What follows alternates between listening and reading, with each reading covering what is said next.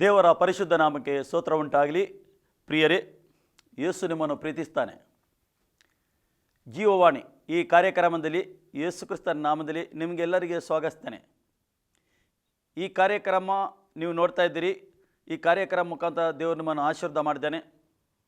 ಇವತ್ತು ಕೂಡ ದೇವರು ಮಾತಾಡ್ತಾನೆ. ನಮ್ಮ ತಂದೆಯಾದ ದೇವರು ಮಾತಾಡುವ ದೇವರಾಗಿದ್ದಾನೆ. ನಮ್ಮ ಕರ್ತರು ಮಾತಾಡ್ತಾನೆ. ವಾಕ್ಯದ ಮುಖಾಂತರ ಮಾತಾಡೋದು. ವಾಕ್ಯದಲ್ಲಿ ಜೀವ ಉಂಟು. ಈ ಜೀವವುಳ್ಳ ವಾಕ್ಯ ನೀವು ಕೇಳುವಾಗನೇ ಪ್ರಿಯರು ನಿಮಗೆ ಬಿಡುಗಡೆ ಆಗ್ತದೆ ಮತ್ತು ಆಳವಾದ ಸಂಗತಿ ದೇವರು ನಿಮಗೆ ತಿಳಿಯಪಡಿಸ್ತಾನೆ. ಪ್ರಾರ್ಥಿಸುವ. ಪ್ರೀತಿ ಸ್ವರೂಪನ ತಂದೆಯ ದೇವರ ಸ್ತೋತ್ರ. ಕರ್ತನೇ, ನೀನು ಒಳ್ಳೆಯವನ ಕರ್ತನೇ, ನೀನು ಮಾತಾಡಬೇಕು.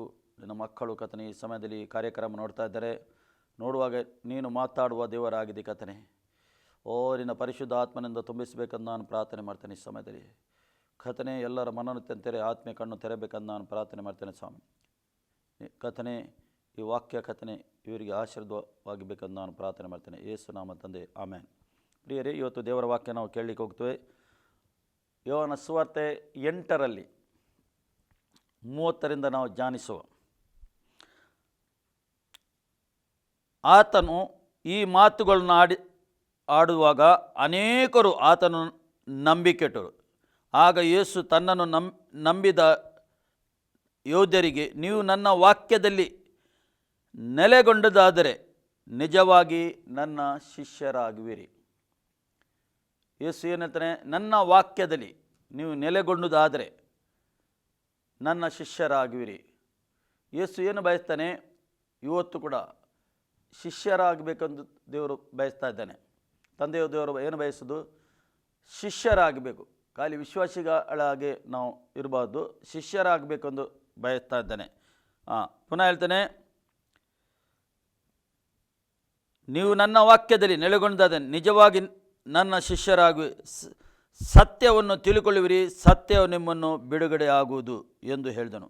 ಸತ್ಯವನ್ನು ತಿಳುಕೊಳ್ಳಿ. ಸತ್ಯ ಯಾರೇ ಆಗಿದ್ದಾನೆ? ಸತ್ಯ ಯೇಸು ಕ್ರಿಸ್ತನಾಗಿದ್ದಾನೆ. ಆತನೇ ಸತ್ಯವಾಗಿದ್ದಾನೆ.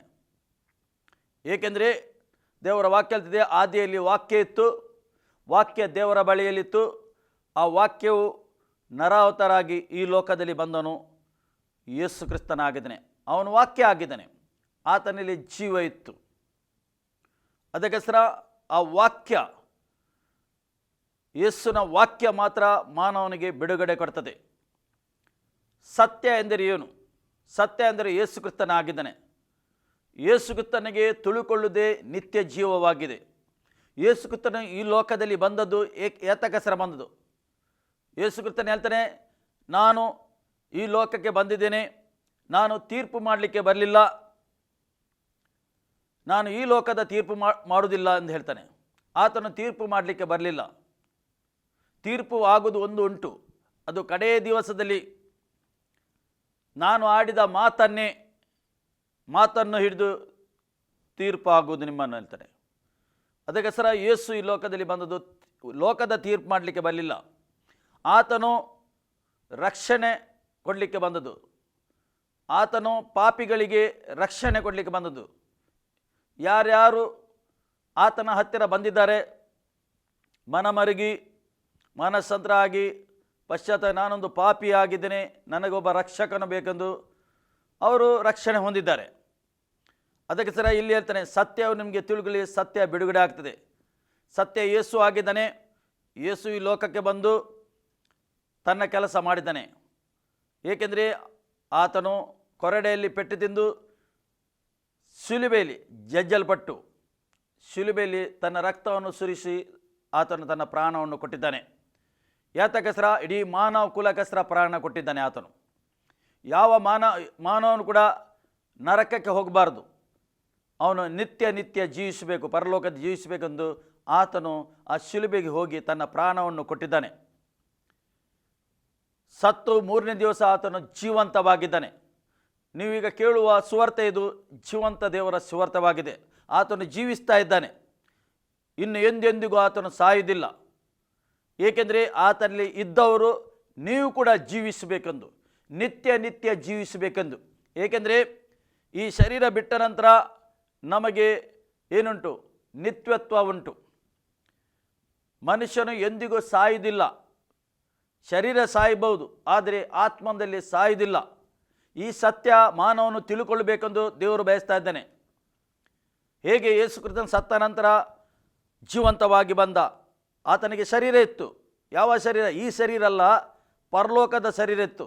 ಅದೇ ಪ್ರಕಾರ ಒಬ್ಬ ಮಾನವನು ಯೇಸು ಕ್ರಿಸ್ತನಿಗೆ ಸ್ವಂತ ರಕ್ಷಕನೆಂದು ಯಾರ್ಯಾರು ಸ್ವೀಕಾರ ಮಾಡಿ ಅದರ ಪ್ರಕಾರ ನಡೆಯುತ್ತಾರೋ ಅವರು ಕೂಡ ಸತ್ತರೆ ಅವರಿಗೆ ಅದೇ ಸೇಮ್ ಅದು ಶರೀರ ಬರ್ತದೆ. ಸತ್ಯವೇದ ಹೇಳ್ತದೆ, ಶರೀರ ಬರ್ತದೆ ಆತನಿಗೆ. ಆತನು ನಿತ್ಯ ನಿತ್ಯ ದೇವರೊಟ್ಟಿಗೆ ಪರಲೋಕದಲ್ಲಿ ಜೀವಿಸ್ತಾನೆ, ದೇವರ ವಾಕ್ಯ ಹೇಳ್ತದೆ. ಅದಕ್ಕೋಸ್ಕರ ಯೇಸು ಕ್ರಿಸ್ತನು ಈ ಲೋಕದಲ್ಲಿ ಬಂದದ್ದು ಈ ಲೋಕಕ್ಕೆ ತೀರ್ಪು ಮಾಡಲಿಕ್ಕೆ ಅಲ್ಲ, ಆತನು ನಿತ್ಯತ್ವಕ್ಕೆ ನಡೆಯಲಿಕ್ಕೆ ಬಂದದ್ದು. ಅದಕ್ಕೆ ಹೇಳ್ತಾನೆ, ನಾನೇ ಮಾರ್ಗವಾಗಿದ್ದೇನೆ, ನಾನೇ ಸತ್ಯವಾಗಿದ್ದೇನೆ, ನಾನೇ ಜೀವವಾಗಿದ್ದೇನೆ. ಪರಲೋಕಕ್ಕೆ ಹೋಗಲಿಕ್ಕೆ, ತಂದೆಯ ಬಳಿಗೆ ಹೋಗಲಿಕ್ಕೆ ಕರ್ತನೆ ಆ ಮಾರ್ಗ, ಆ ಸತ್ಯ, ಆ ಜೀವದ ಮೂಲಕನೇ ಹೋಗಬೇಕು, ಬೇರೆ ಮಾರ್ಗ ಇಲ್ಲ. ಅದಕ್ಕೋಸ್ಕರ ಈ ಸತ್ಯ ಮಾನವನು ತಿಳ್ಕೊಳ್ಬೇಕು. ಅದಕ್ಕೆ ಸತ್ಯ ತಿಳ್ಕೊಳ್ಳಿ, ಸತ್ಯವು ನಿಮಗೆ ಬಿಡುಗಡೆ ಆಗುವುದು. ಯೇಸು ಕ್ರಿಸ್ತನು ಯಾರಾಗಿದ್ದಾನೆ? ಆತನು ಬೆಳಕಾಗಿದ್ದಾನೆ. ಈ ಲೋಕಕ್ಕೆ ಬರುವಾಗ ಬೆಳಕಾಗಿ ಬಂದಿದ್ದಾನೆ. ಯಾವ ಬೆಳಕು? ಆತ್ಮಿಕ ಬೆಳಕು. ಮಾನವನಿಗೆ ಇವತ್ತು ಏನು ಬೇಕು? ಆತ್ಮಿಕ ಬೆಳಕು ಬೇಕು. ಒಳಗೆ ಆತ್ಮದ ಬೆಳಕಬೇಕು. ಮಾನವನು ನಿಜವಾಗಿ ಅವನು ಯಾರಾಗಿದ್ದಾನೆ ಅವನಿಗೆ ತಿಳ್ಕೊಳ್ಬೇಕಾದರೆ ಸತ್ಯವೇದದಲ್ಲಿ ಇದ್ದ ಸತ್ಯ ವಾಕ್ಯವನ್ನು ಓದಿ ಅವನು ತಿಳ್ಕೊಳ್ಬೇಕು. ದೇವರು ಏನು ಬಯಸ್ತಾ ಇದ್ದಾನೆ? ದೇವರು ಅದೇ ಬಯಸ್ತಾ ಇದ್ದಾನೆ. ತಂದೆ ಆದ ದೇವರು ಅದೇ ಬಯಸ್ತಾ ಇದ್ದಾನೆ. ಮಾನವನು ತಿಳ್ಕೊಳ್ಬೇಕು. ಯಾತಕ್ಕೋಸ್ಕರ ಈ ಲೋಕದಲ್ಲಿ ಬಂದಿದ್ದಾನೆ, ಹೇಗೆ ಜೀವಿಸ್ತಾ ಇದ್ದಾನೆ, ಆತನು ಜೀವಿಸ್ಲಿಕ್ಕೆ ಕೂಡ ಕಲಿಸಿದ್ದಾನೆ. ನಾವು 4 ಗಾಸ್ಪಲ್ ಓದಿದ್ದಾದರೆ ಆತನ ಜೀವಿತ ಉಂಟು. ಯೇಸು ಕ್ರಿಸ್ತನು ನನ್ನನ್ನು ಹಿಂಬಾಲಿಸು. ಅರ್ಥ ಏನು? ಹಿಂಬಾಲಿಸಿದ ಆತನ ಜೀವಿತವನ್ನು ಹಿಂಬಾಲಿಸು. ನಿಜವಾಗಿ ಆತನ ಜೀವಿತವನ್ನು ನಾವು ಒಬ್ಬ ವಿಶ್ವಾಸಿ ಹಿಂಬಾಲಿಸಬೇಕು. ಯೇಸುಗೆ ಸ್ವಂತ ರಕ್ಷಕರನ್ನು ಯಾರು ಸ್ವೀಕಾರ ಮಾಡ್ತಾರೆ ಅವರು ಯೇಸುವಿನ ಜೀವಿತವನ್ನು ಹಿಂಬಾಲಿಸಬೇಕು. ಆತನು ಯಾವ ರೀತಿಯಲ್ಲಿ ಜೀವಿಸಿದ ಈ ಲೋಕದಲ್ಲಿ ಆತನು ಕಲಿಸಿಕೊಟ್ಟಿದ್ದಾನೆ ಹೇಗೆ ಜೀವಿಸಬೇಕು ಎಂದು. ಪುನಃ ನಾವು ಇಲ್ಲಿ ದೇವರ ವಾಕ್ಯ ಮುಂದೆ ಓದುವ ಎಂದು ಹೇಳಿದನು. ಅದಕ್ಕೆ ಅವರು, ನಾವು ಅಬ್ರಾಮನ ಸಂತತಿಯವರು. ಈಗ ಹೇಳ್ತಾರೆ, ಅಲ್ಲಿ ಪರಿಚಯವರಿದ್ದಾರೆ, ಶಾಸ್ತ್ರಿಗಳಿದ್ದಾರೆ, ಜ್ಞಾನಿಗಳಿದ್ದಾರೆ, ಬುದ್ಧಿವಂತರಿದ್ದಾರೆ ಯೇಸುವಿನ ಮುಂದೆ. ಅವ್ರು ಹೇಳ್ತಾರೆ, ನಾವು ಅಬ್ರಾಮನ ಸಂತತಿಯವರು ಹೇಳ್ತಾರೆ. ಅವರಿಗೆ ಒಂದು ಗೌರವ ಇತ್ತು, ನಾವು ಅಬ್ರಾಮನ ಸಂತತಿಯಿಂದ ಬಂದವರೆಂದು. ಅಬ್ರಾಮನ ಯಾರೇ ಆಗಿದ್ದಾನೆ? ಮೂಲ ಪುರುಷನಾಗಿದ್ದಾನೆ. ನಾವು ಹಳೆ ಒಡಂಬಡಿಕೆಯಲ್ಲಿ ಅಬ್ರಾಮನ ವಿಷಯದಲ್ಲಿ ನೋಡಿದರೆ ನಮಗೆ ಸಿಗ್ತದೆ. 12ನೇ ಅಧ್ಯಾಯದಿಂದ ನಮ್ಗೆ ಅಬ್ರಾಮನ ವಿಷಯದಲ್ಲಿ ಅಲ್ಲಿ ಬರೆಯಲ್ಪಟ್ಟಿದೆ. ಅಬ್ರಾಮನಿಗೆ ದೇವರು ಕರೆಯುತ್ತಾನೆ. ಇಲ್ಲಿ ಅಬ್ರಾಮನ ಯಾರಾಗಿದ್ದಾನೆ? ಅನ್ಯನೇ ಆಗಿದ್ದನು. ಅವನು ಮೂರ್ತಿ ಪೂಜೆ ಮಾಡುವವನಾಗಿದ್ದನು. ಅವನ ಮನೆಯಲ್ಲಿ ಮೂರ್ತಿ ಮಾಡ್ತಿದ್ದರು. ದೇವರು ಅವನಿಗೆ ಕರೆಯುತ್ತಾನೆ, ಅಬ್ರಾಮನೇ ಹೊರಗೆ ಬಾ, ನನ್ನ ಹತ್ರ ನಿನಗೆ ಮಾತಾಡಲಿಕ್ಕೆ ಉಂಟು.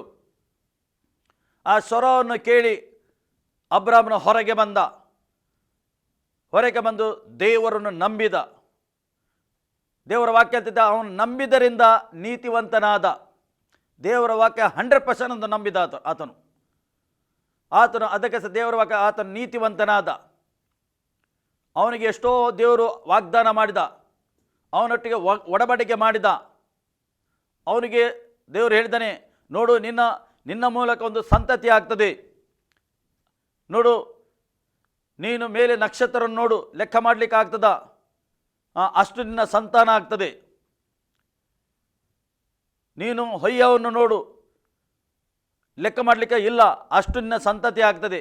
ನೀನು ಯಾರಿಗೆ ಆಶೀರ್ವಾದ ಮಾಡ್ತೀವಿ ಅವರು ಆಶೀರ್ವಾದ ಹೊಂದುತ್ತಾರೆ, ಯಾರಿಗೆ ಶಾಪ ಕೊಡ್ತೀವಿ ಅವರು ಶಾಪ ಹೊಂದುತ್ತಾರೆ ಎಂದು ಅಬ್ರಾಮನಿಗೆ ಕರೆದು ಆತನು ಏನು ಮಾಡ್ದ? ಅಬ್ರಾಮನ ಸಂತತಿ. ಈಗ ಪರಿಚಯವರು, ಶಾಸ್ತ್ರಿಯವರು, ಬುದ್ಧಿವಂತರು ಎಲ್ಲರೂ ಯಾರಾಗಿದ್ದಾರೆ? ಅಬ್ರಾಮನ ಸಂತತಿ ಆಗಿದ್ದಾರೆ. ಅವರು ಅಬ್ರಾಮನ ಸಂತತಿಯವರು. ಅದಕ್ಕೆ ಹೇಳ್ತಾರೆ, ನಾವು ಅಬ್ರಾಮನ ಸಂತತಿಯವರು. ಅವರಿಗೆ ಒಂದು ಗೌರವವಿತ್ತು. ಅಂದರೆ ನಾವು ಅಬ್ರಾಮನ ಸಂತತಿಯವರು.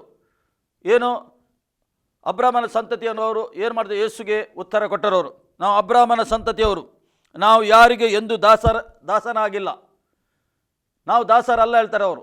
ಯಾರಿಗೆ ಯಾರ ಮಾತು ನಾವು ಕೇಳುವವರಲ್ಲ. ನೋಡಿ, ಉಬ್ಬಿಕೊಂಡಿದ್ದಾರೆ. ಪರಿಚಯವರು, ಶಾಸ್ತ್ರಿಯವರು ಉಬ್ಬಿಕೊಂಡಿದ್ದಾರೆ. ನಾವು ಯಾರ ದಾಸರಾಗುವುದಿಲ್ಲ ಹೇಳ್ತಾರೆ. ಯೇಸು ಅಲ್ಲಿ ಬೋಧನೆ ಕೊಡ್ತಾನೆ, ಅವರು ಬೋಧನೆ ಕೇಳ್ತಾರೆ, ಅದರ ಪ್ರಕಾರ ನಡೆಯುವುದಿಲ್ಲ. ನಾವು ಯಾರ ದಾಸರಾಗಿಲ್ಲ. ನಿಮಗೆ ಬಿಡುಗಡೆ ಆಗುವುದೆಂದು ನೀನು ಹೇಳುವುದು ಹೇಗೆ? ನಿಮಗೆ ಬಿಡುಗಡೆ ಆಗುವುದೆಂದು ನೀನು ಹೇಳುವುದು ಹೇಗೆ? ಏಕೆಂದರೆ ಯೇಸುನ ಮಾತಿಗೆ ಅವರು ಗೌರವ ಕೊಡ್ತಿರಲಿಲ್ಲ. ಯೇಸು ದೇವಕುಮಾರರಿಂದ ಅವರಿಗೆ ಗೊತ್ತಿರಲಿಲ್ಲ. ಯೇಸೊಬ್ಬ ಪ್ರವಾದಿ ಎಂದು ಎಣಿಸಿದ್ದರು. ಆದರೆ ಯೇಸು ದೇವಕುಮಾರನು, ಕ್ರಿಸ್ತನು, ಯೇಸು ಕ್ರಿಸ್ತನಿಂದ ಅವರಿಗೆ ಗೊತ್ತಿರಲಿಲ್ಲ. ಅವನು ಮೇಲಿನಿಂದ ಬಂದಿದ್ದಾನೆ ಎಂದು ಗೊತ್ತಿಲ್ಲ. ಆತನು ಪರಿಶುದ್ಧ ಆತ್ಮನಿಂದ ಹುಟ್ಟಿದ್ದು ಯಾರಿಗೂ ಗೊತ್ತಿಲ್ಲ. ಖಾಲಿ ಮರಿಯಮ್ಮನಿಗೆ ಮಾತ್ರ ಗೊತ್ತು. ಬೇರೆ ಯಾರಿಗೂ ಗೊತ್ತಿಲ್ಲ ಆತನು ಪರಿಶುದ್ಧ ಆತ್ಮನಿಂದ ಹುಟ್ಟಿದ್ದಾನೆಂದು ಗೊತ್ತಿಲ್ಲ. ಅದಕ್ಕೋಸ್ಕರ ಅವರು ಪ್ರಶ್ನೆಯ ಮೇಲೆ ಪ್ರಶ್ನೆ ಆಗ್ತದೆ. ಯೇಸು ಅವರ ಸಿನಗೋನದಲ್ಲಿ ಬೋಧನೆ ಮಾಡ್ತಾ ಇದ್ದೇನೆ, ಅವರಿಗೆ ಹೋಗಿ ಬೋಧನೆ ಮಾಡ್ತಾ ಇದ್ದೇನೆ. ಮತ್ತು ಏನು ಮಾಡ್ತಾರೆ? ಸಬ್ಬತ್ ದಿನ ಅಂದರೆ ಅವರು ದೊಡ್ಡದಾಗಿದೆ ಅದು ಅವರಿಗೆ, ಇಸ್ರೇಲಿಗೆ. ಅವರು ಯೇಸು ಸಬ್ಬತ್ ದಿನದಲ್ಲಿ ಹೋಗಿ ಏನು ಮಾಡ್ತಿದ್ದ? ಅದ್ಭುತ ಮಾಡ್ತಿದ್ದ, ಸೂಚಕಾರ್ಯ ಮಾಡ್ತಿದ್ದ. ಯಾವ ಸೂಚಕಾರ್ಯ? ಕುಂಟರಿಗೆ ಕಾಲು ಬರುತ್ತಿತ್ತು, ಕುರುಡರಿಗೆ ಕಣ್ಣು ತೆರೆದಿದ್ದ ಅದೇ ದಿವಸದಲ್ಲಿ ತೆರೆದಿದ್ದ ಆತನು. ಏಕೆಂದರೆ ದೇವರಿಗಿಂತ ದೊಡ್ಡದು ಸಬ್ಬತ್ ದಿನ ಮಾಡಿದ್ದಾರೆ ಇವರು. ಇವತ್ತು ಯಾರಾದರೂ ದೇವರಿಗಿಂತ ಅಂದರೆ ನಮ್ಮ ಸೃಷ್ಟಿಕರ್ತನಿಗಿಂತ ದೊಡ್ಡದು ಯಾವ ಎಣಿಸಬಾರ್ದು.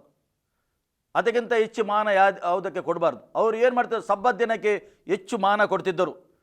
ಅದಕ್ಕೆ ಯೇಸು ಸಬ್ಬತ್ ದಿನದಲ್ಲಿ ಅಲ್ಲಿ ಅದ್ಭುತ ಮಾಡ್ತಿದ್ದನು. ಇಲ್ಲಿ ದೇವರ ವಾಕ್ಯ ಹೀಗೆ ಹೇಳ್ತದೆ, ನಿನಗೆ ಬಿಡುಗಡೆ ಆಗುವುದೆಂದು ನೀನು ಹೇಳುವುದು ಹೇಗೆ ಅಂದರು. ಅದಕ್ಕೆ ಪುನಃ ಯೇಸು ಅವರಿಗೆ ಉತ್ತರ ಕೊಡ್ತಾ ಇದ್ದಾನೆ, ನಿಮಗೆ ನಿಜವಾಗಿ ಹೇಳ್ತೇನೆ, ಪಾಪ ಮಾಡುವವರೆಲ್ಲರೂ ಪಾಪದ ದಾಸರಾಗಿದ್ದಾರೆ. ಪಾಪ ಮಾಡುವವರು ಪಾಪದ ದಾಸರಾಗಿದ್ದಾರೆ. ಒಬ್ಬ ಪಾಪ ಮಾಡುವವನು, ಪಾಪದಲ್ಲಿ ಜೀವಿಸುವವನು ಯಾರಾಗಿದ್ದಾನೆ? ಆತನು ದಾಸನಾಗಿದ್ದಾನೆ. ಸೈತಾನ ಹತ್ರ ಏನುಂಟು? ಪಾಪ ಉಂಟು. ಸೈತಾನ ಯಾರಾಗಿದ್ದಾನೆ? ಕತ್ತಲೆ ಸಂಗತಿ ಆತನು. ಪಾಪ ಉಂಟು, ಪಾಪದಲ್ಲಿ ರೋಗ ಉಂಟು, ಸಮಸ್ಯೆ ಉಂಟು, ಡಿಪ್ರೆಸ್ ಉಂಟು, ಗಲಿಬಿಲಿ ಉಂಟು. ಅದಕ್ಕೆ ಯೇಸು ಅವರು ದಾಸರಾಗಿದ್ದಾರೆ. ಪಾಪ ಮಾಡುವವನು ದಾಸರಾಗಿದ್ದಾನೆ. ಯೇಸು ಯಾತಕ್ಕೆ ಬಂದದ್ದು? ಪಾಪಿಗಳನ್ನು ಬಿಡುಗಡೆ ಮಾಡಲಿಕ್ಕೆ ಈ ಲೋಕದಲ್ಲಿ ಬಂದದ್ದು ಆತನು.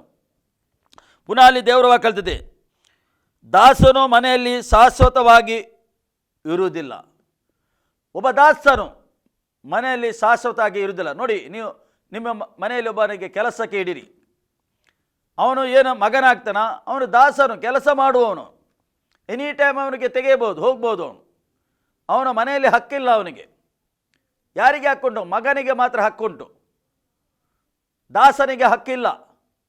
ಮನೆಯಲ್ಲಿ ದಾಸರಿಗೆ ಹಕ್ಕಿಲ್ಲ, ಮಗನಿಗೆ ಮಾತ್ರ ಹಕ್ಕಿರುವುದು. ಅದಕ್ಕೆ ಸರಿ ಹೇಳ್ತಾನೆ, ದಾಸರಿಗೆ ಹಕ್ಕಿಲ್ಲ. ಹೇಗೆ ಪಾಪ ಮಾಡುವವರಿಗೆ ಮನೆಯಲ್ಲಿ ಹಕ್ಕಿಲ್ಲ, ತಂದೆಯ ಮನೆಯಲ್ಲಿ ಹಕ್ಕಿಲ್ಲ. ಅದಕ್ಕೆ ಯೇಸು ಬಿಡಿಸಿ ಹೇಳ್ತಾ ಇದ್ದಾನೆ, ಶಾಶ್ವತ ಇರುವುದಿಲ್ಲ. ಮಗನು ಶಾಶ್ವತವಾಗಿ ಇರುವವನು. ಮಗನು ಶಾಶ್ವತವಾಗಿ ಇರುವವನು. ನೋಡಿ, ಯೇಸು ಯಾರಾಗಿದ್ದಾನೆ? ದೇವರ ಮಗನಾಗಿದ್ದಾನೆ. ದೇವರ ವಾಕ್ಯ ಹೇಳ್ತದೆ, ಯೇಸು ಕ್ರಿಸ್ತನಿಗೆ ಯಾರ್ಯಾರು ನನ್ನ ರಕ್ಷಕನು ಎಂದು ನಂಬುತ್ತಾರೋ ಅವರು ದೇವರ ಮಕ್ಕಳಾಗ್ತಾರೆ. ಇವತ್ತು ನಾವು ದೇವರ ಮಕ್ಕಳಾಗಬೇಕಾ? ಯೇಸು ಕ್ರಿಸ್ತನಿಗೆ ಸ್ವಂತ ರಕ್ಷಕನು ನಾವು ಸ್ವೀಕಾರ ಮಾಡಬೇಕು. ಯಾವಾಗ ಮಾನಸಾಂತರಾಗಿ ಪಶ್ಚಾತ್ತಾಪವಾಗಿ ಯೇಸು ಕ್ರಿಸ್ತನು ನನಗಸ್ತ್ರ ಪ್ರಾಣ ಬಿಟ್ಟಿದ್ದಾನೆ, ನನಗತ್ರ ರಕ್ಷ ಸುರಿಸಿದ್ದಾನೆ ಎಂದು ಯಾವಾಗ ನೀವು ನಂಬುತ್ತೀರಿ, ಆತನಿಗೆ ಸ್ವೀಕಾರ ಮಾಡ್ತೀರಿ, ನಿಮಗೆ ರಕ್ಷಣೆ ಆಗ್ತದೆ. ನೀವು ದೇವರ ಮಕ್ಕಳಾಗ್ತೀರಿ ಮತ್ತು ದಾಸರಲ್ಲ.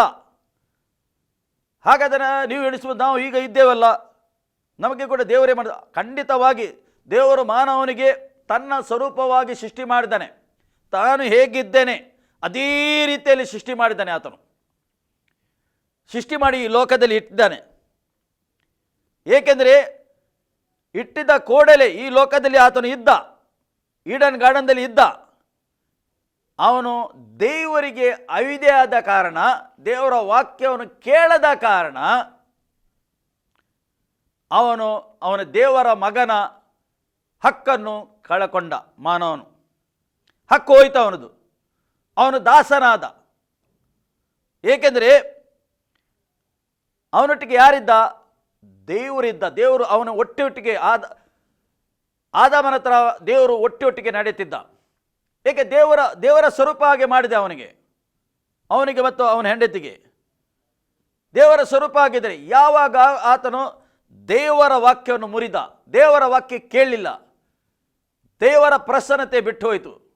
ಯಾವಾಗ ದೇವರ ಪ್ರಸನ್ನತೆ ಅವರು ಬಿಟ್ಟು ಹೋಯಿತು, ಆತ್ಮದಿಂದ ಇದ್ದ ಪ್ರಸನ್ನತೆ, ಅವನು ದಾಸನಾದ. ದಾಸನು ಯಾವಾಗಲೂ ಮನೆ ಯಜಮಾನಲ್ಲಿ ಹಕ್ಕಿಲ್ಲ, ಅವನಿಗೆ ತಂದೆಯ ಮನೆಯಲ್ಲಿ ಹಕ್ಕಿಲ್ಲ, ಅವನು ದಾಸನು.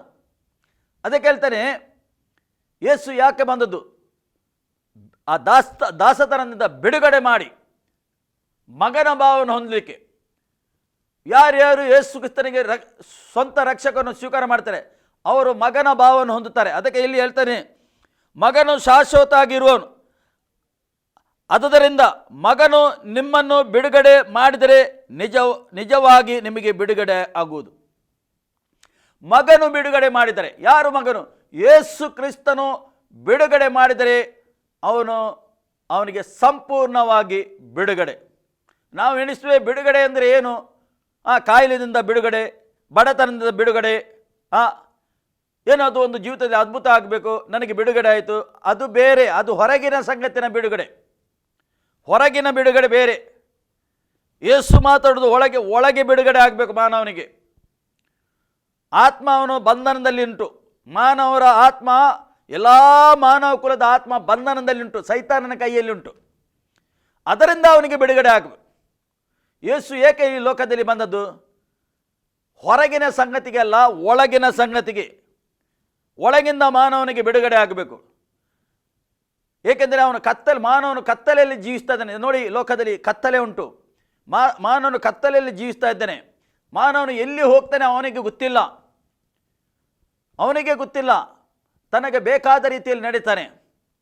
ಸ್ವಾರ್ಥದಿಂದ, ಕ್ರೂರಿತನದಿಂದ, ಸಿಟ್ಟಿನಿಂದ ಲೋಕ ಹೋಗ್ತಾ ಉಂಟು. ವಂಚನೆ, ಮೋಸ, ಪಾಪ, ವೈಭಿಚಾರ, ಏನೇನೋ ನಡೀತಾ ಉಂಟು ಲೋಕದಲ್ಲಿ.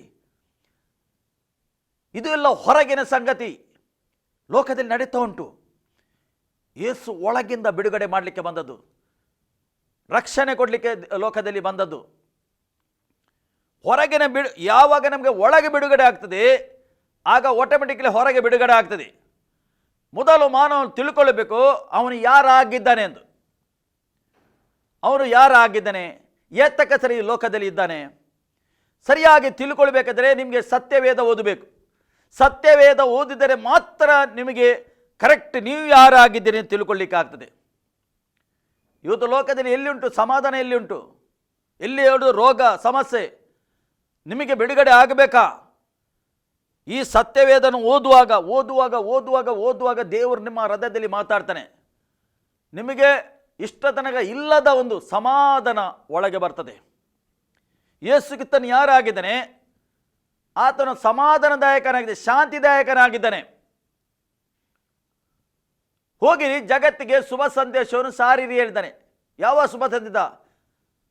ಅದು ಶಾಂತಿದಾಯಕದ ಶುಭ ಸಂದೇಶ, ಸಮಾಧಾನದ ಶುಭ ಸಂದೇಶವಾಗಿದೆ. ಅದಕ್ಕೆ ಹೇಳ್ತಾನೆ, ಯೇಸು ಇಲ್ಲಿ ಹೇಳ್ತಾನೆ, ನಿಮ್ಮನ್ನು ಮಗನು ಬಿಡುಗಡೆ ಮಾಡಿದೆ, ಸಂಪೂರ್ಣವಾಗಿ ಬಿಡುಗಡೆ. ನೀವು ಅಬ್ರಾಮನ ಸಂತತಿಯವರು ನಿಜ. ಯೇಸು ಹೇಳ್ತಾನೆ, ನೀವು ಕರೆಕ್ಟ್, ನೀವು ಹೇಳೋದು ಸರಿ, ನೀವು ಅಬ್ರಾಮನ ಸಂತತಿ, ಅದು ನಿಜವಾಗಿದೆ. ಯೇಸುಗೆ ಗೊತ್ತುಂಟು ನೀವೆಲ್ಲರೂ ಅಬ್ರಾಮನ ಸಂತತಿ ಎಂದು. ಅಬ್ರಾಮನ ಸಂತತಿಯವರು ನಿಜ. ಆದರೂ ನನ್ನ ವಾಕ್ಯವು ನಿಮ್ಮಲ್ಲಿ ಸಾಗದೇ ಇರುವುದ ಕಾರಣ ನನ್ನನ್ನು ಕೊಲ್ಲುವುದಕ್ಕೆ ನೋಡುತ್ತೀರಿ. ಅಂದರೆ ಯೇಸುನ ವಾಕ್ಯ, ಸತ್ಯವಾಕ್ಯ ಅವರು ಸ್ವೀಕಾರ ಮಾಡ್ತಿರ್ಲಿಲ್ಲ. ಅವರು ಅವರ ತಲೆಯಲ್ಲಿ ತಿರುಗುವುದು, ನಾ ಅಬ್ರಾಮನ ಸಂತತಿಯವರು, ಇವನು ಯಾರೇ ಆಗಿದ್ದೇನೆ ಬೋಧನೆ ಮಾಡಲಿಕ್ಕೆ ನಮಗೆ ಅಂದು ಅವರು ಆಲೋಚನೆ ಮಾಡಿ ಯೇಸುಗೆ ಯಾವಾಗಲೂ ಕೊಲ್ಲಿಕ್ಕೆ ಪ್ರಯತ್ನ ಮಾಡ್ತಿದ್ದರು. ಅವರು ನಾವು ಸತ್ಯವೇದದಲ್ಲಿ ನೋಡ್ತೀವಿ, ಯೇಸುಗೆ ಎಷ್ಟು ಸರಿ ಅವರು ಕೊಲ್ಲಿಕ್ಕೆ ಪ್ರಯತ್ನ ಮಾಡಿದರು, ಅವರ ಹತ್ರ ಆಗಲಿಲ್ಲ. ಏಕೆಂದರೆ ಸಮಯ ಬರುವ ಮೊದಲು ಯೇಸುಗೆ ಕೊಲ್ಲಿಕ್ಕೆ ಆಗಲಿಲ್ಲ. ಸಮಯ ಬರಬೇಕು. ದೇವರೊಂದು ಸಮಯ ಇಟ್ಟಿದ್ದನು ಯೇಸು ಕ್ರಿಸ್ತನಿಗೆ. ಇಂಥ ದಿನದಲ್ಲಿ, ಇಂಥ ಸಮಯದಲ್ಲಿ ನೀನು ಶಿಲುಬೆಗೆ ಹೋಗಬೇಕು. ಏಕೆಂದರೆ ಇಡೀ ಮಾನವ ಕುಲಗೋಸ್ಕರ, ಮಾನವನಿಗೋಸ್ಕರ ಯೇಸು ಶಿಲುಬೆಗೆ ಹೋಗಬೇಕು. ಯೇಸು ಖಾಲಿ ಕ್ರಿಸ್ತ ಧರ್ಮಕ್ಕೆ ಬಿಡುಗಡೆ ಕೊಡಲಿಲ್ಲ. ಯೇಸು ಧರ್ಮ ಕಟ್ಟಲಿಕ್ಕೆ ಬರಲಿಲ್ಲ. ಇಡೀ ಮಾನವ ಕುಲಕ್ಕೆ ಆತನು ಬಿಡುಗಡೆ ಮಾಡಲಿಕ್ಕೆ ಬಂದಿದ್ದನು. ಮಾನವ ಕುಲಕ್ಕೆ ಆತನು ರಕ್ಷಣೆ ಕೊಡಲಿಕ್ಕೆ ಬಂದಿದ್ದನು. ನಿತ್ಯ ಜೀವ ಎಂದರೆ ಏನು? ಯೇಸುಟ್ಟಿಗೆ ಅನ್ಯೋನ್ಯತೆಯಲ್ಲಿ ಇರುವುದೇ ನಿತ್ಯ ಜೀವವಾಗಿದೆ. ಯೇಸುಗೆ ತಿಳುಕೊಳ್ಳುವುದೇ ನಿತ್ಯ ಜೀವವಾಗಿದೆ. ಅದಕ್ಕೋಸ್ಕರ ಯೇಸು ಎಷ್ಟು ಬೋಧನೆ ಮಾಡಿದರೂ ಅಲ್ಲಿದ್ದ ಪರಿಚಯರು ಶಾಸ್ತ್ರಿಯರು ಒಪ್ಪುತ್ತಿರಲಿಲ್ಲ. ಅವರು ಒಪ್ಪುತ್ತಿಲ್ಲ. ಏಕೆಂದರೆ ಅವರು ಸತ್ಯವೇದವು ಹಳೆ ಒಡಂಬಡಿಕೆ ಅವರು ಓದಿದ್ದಾರೆ, ಎಷ್ಟೋ ಸರಿ ಓದಿದ್ದಾರೆ, ಅವರು ಕಲಿತಿದ್ದಾರೆ. ಎಲ್ಲಿ ಕಲಿತ? ಜ್ಞಾನದಿಂದ ಅವರು ಕಲಿತಿದ್ದಾರೆ, ಹೃದಯಕ್ಕೆ ತಗೊಳ್ಳಿಲ್ಲ. ಅವರು ಓದಿದ್ದಾರೆ, ಯೇಸು ಕ್ರಿಸ್ತನು ಬರ್ತಾನೆ ಈ ಲೋಕಕ್ಕೆ, ಮಸ್ಸಿಯನು ಬರ್ತಾನೆ, ಅಂದರೆ ರಕ್ಷಕನು ಬರ್ತಾನೆ ಈ ಲೋಕ. ಎಷ್ಟೋ ಪ್ರವಾದಿಗಳು ಬರೆದಿದ್ದಾರೆ ಇಲ್ಲಿ, ಅವರು ಓದಿದ್ದಾರೆ, ಅವ್ರಿಗೆ ಗೊತ್ತುಂಟು. ಆದರೆ ಅವರಿಗೆ ಗುರುತು ಇಡಲಿಕ್ಕೆ ಆಗಲಿಲ್ಲ. ಯೇಸುನ ಗುರುತು ಇಡಲಿಕ್ಕೆ ಅವರಿಗೆ ಆಗಲಿಲ್ಲ. ಯೇಸುನ ಮಾತು ಅವರಿಗೆ ಸ್ವೀಕಾರ ಮಾಡಲಿಕ್ಕೆ ಆಗಿಲ್ಲ. ಅವರಿಗೆ ಕಹಿ ಆಯಿತು. ಅವರಿಗೆ ಆ ಮಾತು ಕಹಿ ಆಯಿತು. ಕಹಿ ಆದ ಕಾರಣ ಯೇಸುಗೆ ಸ್ವೀಕಾರ ಮಾಡಲಿಲ್ಲ ಅವರು. ಪ್ರಿಯರೇ, ಇವತ್ತು ಯೇಸುಗೆ ಸ್ವೀಕಾರ ಮಾಡದ ಕಾರಣ ಅವರು ಯಹೂದ್ಯರು ಇಡೀ ಜಗತ್ತಿಗೆ ಏನಾಯಿತು? ಒಂದು ರಕ್ಷಣೆ ಹೊಂದಲಿಕ್ಕೆ ಅವಕಾಶ ಆಯಿತು. ಯೇಸು ಯಾರೇ ಆಗಿದ್ದಾನೆ? ಯಹೂದ್ಯ ಕುಲದಲ್ಲಿ ಹುಟ್ಟಿದ್ದಾನೆ. ಯಹೂದ್ಯ ಕುಲ ಯಾವುದು? ಇತರರು ಅವರು ನಿಜವಾಗಿ ದೇವರ ಮಕ್ಕಳು ಅವರಾಗಿದ್ದಾರೆ, ದೇವರ ಮಕ್ಕಳವರು. ಆದರೆ ಈ ದೇವರ ಮಕ್ಕಳು ರಕ್ಷಕರಿಗೆ ಸ್ವೀಕಾರ ಮಾಡದ ಕಾರಣ ಇಡೀ ಜಗತ್ತಿಗೆ ರಕ್ಷಣೆ ಹೊಂದಲಿಕ್ಕೆ ಒಂದು ಅವಕಾಶ ಆಯಿತು. ಪ್ರಿಯರೇ, ದೇವರ ವಾಕ್ಯ ಹೇಳ್ತದೆ, ಅದು ಕೂಡ ಇಷ್ಟೇ ಸಮಯ ಎಂದು ಉಂಟು ಲೋಕದಲ್ಲಿ. ಆ ಸಮಯ ಮುಗಿದ ನಂತರ ಇವರು ಪುನಃ ರಕ್ಷಣೆಗೆ ಬರ್ತಾರೆ.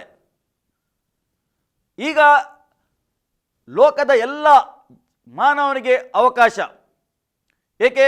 ರಕ್ಷಣೆ ಬರಲಿಕ್ಕೆ ಅವಕಾಶ.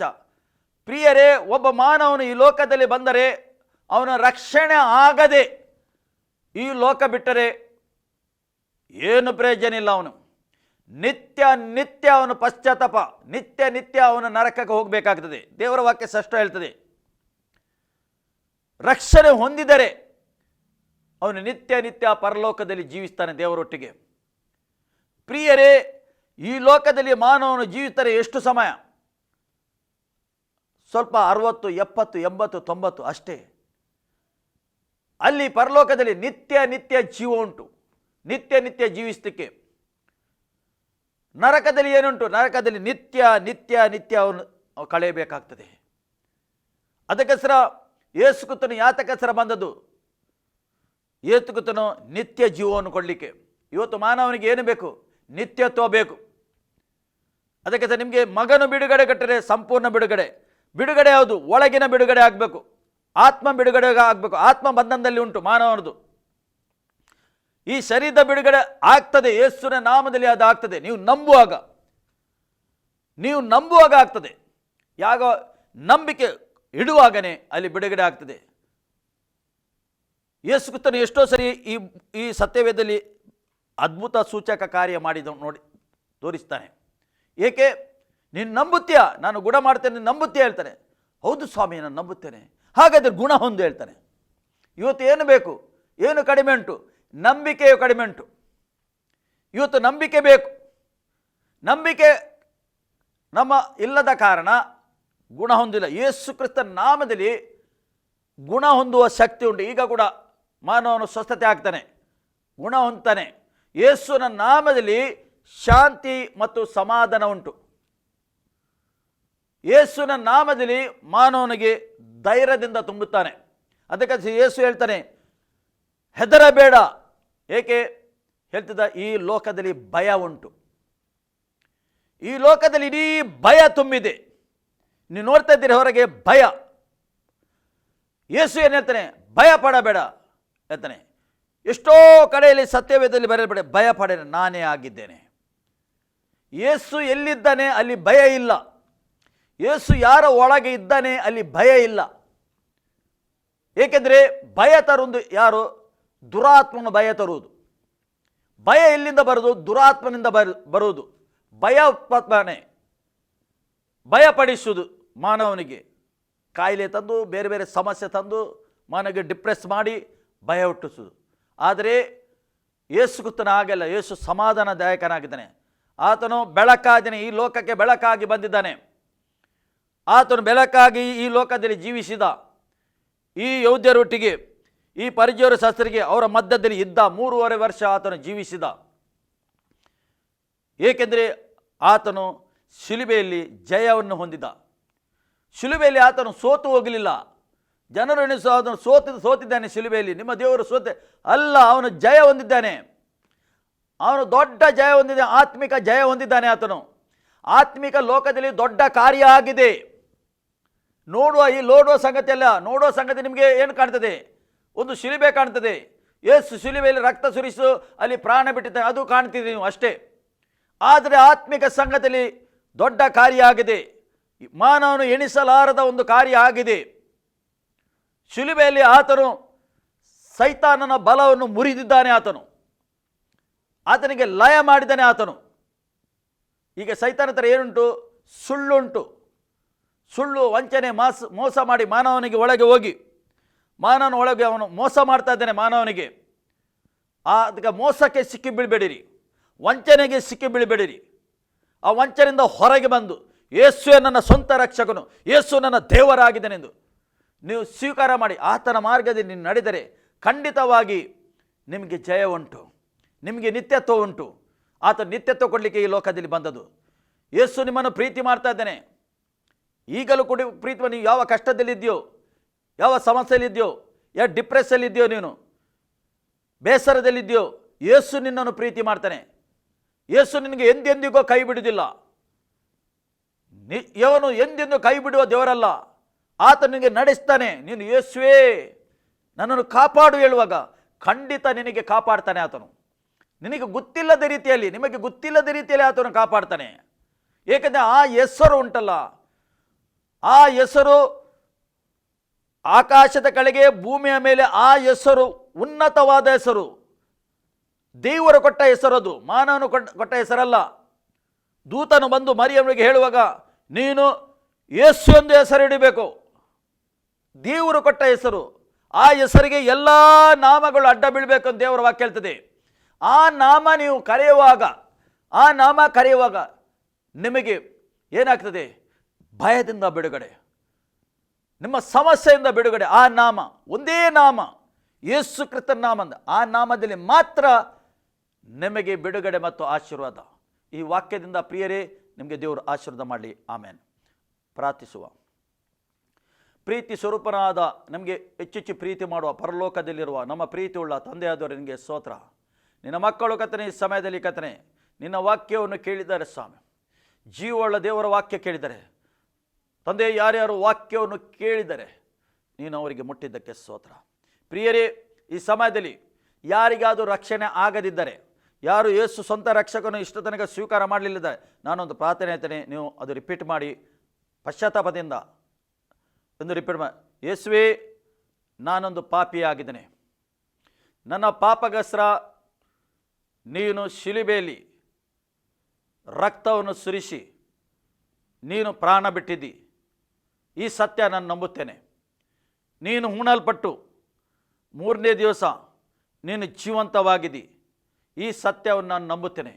ಯೇಸುವೇ, ನನ್ನ ಹೃದಯವನ್ನು ನಾನು ತೆರೆಯುತ್ತೇನೆ. ನನ್ನ ಹೃದಯದ ಒಳಗೆ ಬಾ.